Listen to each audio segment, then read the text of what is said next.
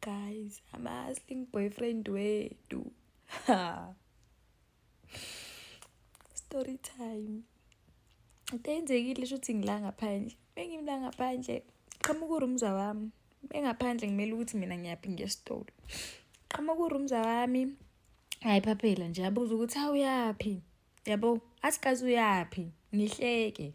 Ngiciphisa ifoni ngaphandle kwebuilding gate. Hayi, iqhamuka i-hustling boyfriend ithini? Ithi yesi ngicela ukuboleka leyo phone. Ngithi mina ifoni yami ngihleke yabo cause ugayi ngitshela ukuthi uyayidlalela uyashela or something cause ngaku building kugcwele nje kugcwele nabantu ngaphandle. Hayi ugayi kade userious. Userious aqhamuka urumza athi yini ngithi hayi buga uthi angimboleka ifoni yami. Hayi bo guys. Umfana aqala ngilwise nefoni yami. Angilwise nangazi ukuthi isibindi singake ngisithathe because la muntu ubephethe isibhamu. Ngithatha ifoni yami ngijwibe ngaphakathi. Mengithatha ifoni yami ngijwiba ngaphakathi bangiyeke mina. Guys ngisane trauma lento eyenzekile. Ngithathe ifoni yami ngijwibe ngaphakathi baqonde ku rooms. Baqonda ku rooms akuhlohla isibhamu athi sicela ifoni yakho. Athi urooms ene ayibo angeke ngikwazi ukukunika ifoni yami agoloze guys urooms agoloze. Lapho angikwazi ukuyomsiza because nami ngiyasaba ukuthi la bantu baphethe isibhamu. Hayi ethi suku uGayi asiqhumisa isibhamu like ngiyeza ukuthi ngizwe isibhamu siqhuma because mina bengingakhona but angikwazi ukuvela like ngiyomsiza urumza wami. Hayi emva lapho ngizwe urumza wami useyakhala. Uma ekhala bamshayela ngesidunu sesibhamu. Bathatha ibhegi cause bebefuna ifoni urumza wanqaba. Esezobanika wathi ucela ukukhipha at least imali esikhwameni.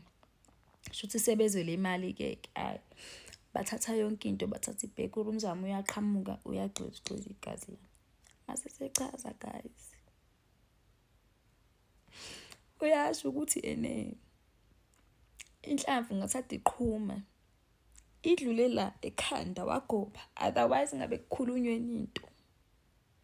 Lapho mase sesingene emotweni lapho ama security abaleka ama security abaleka ukuthi at least basivulele igate cause vele mebesivulele igate singena ngaphakathi sibaleka singena ngaphakathi bebengeke baze basilandele cause bayazi ama building la anama camera bebengeke baze balo basilandele.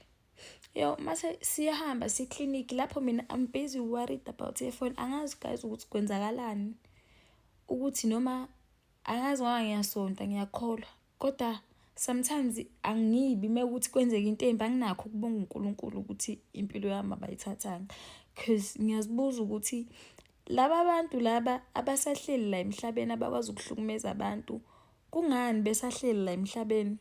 Khamba abantu aba-right kusala imgulukudu nje kusala imgulukudu. Lapho mesingene emotweni mina ngwaridi ngifuni yakhe uyathandaza guys uyabonga impilo uthi okulahlekile akunankinga uyabonga impilo yo guys yo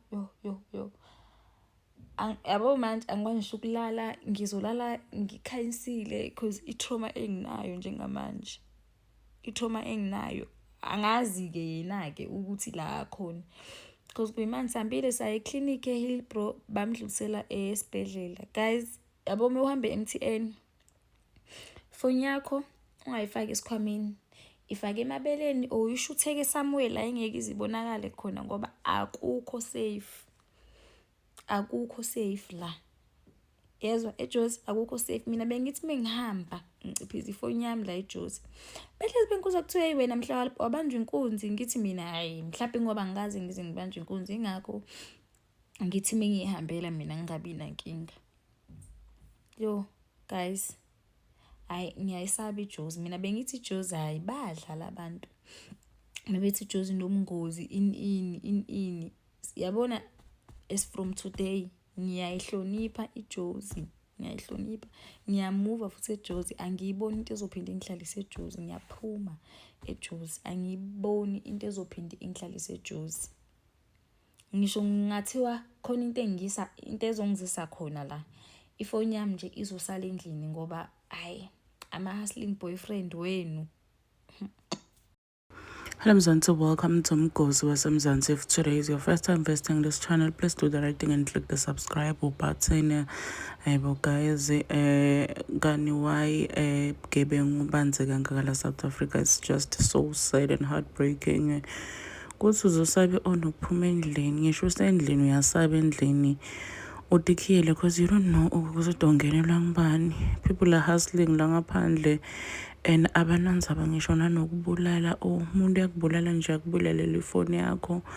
That's why kubalekile ukuthi isigebengu masifika like mina nje ngikhuluma ngiyi-1 isigebengu sifika kimi sithi sifuna ifoni ungamnika because impilo yami it's very important ifoni ingasathenga lenye but mase kangibulele ke it's just so sad ukuthi lo munye amnika into akubulale ngisho somnikile. Hayibo guys, tigebengu ngiyadicalekisa nkosi yami yathi ngiyadicalekisa ngiyadinyanya futhi cause why tisithathele into tethu lesisebenzele kanzima. Hayibo guys, do comment your thoughts when down on the comment section.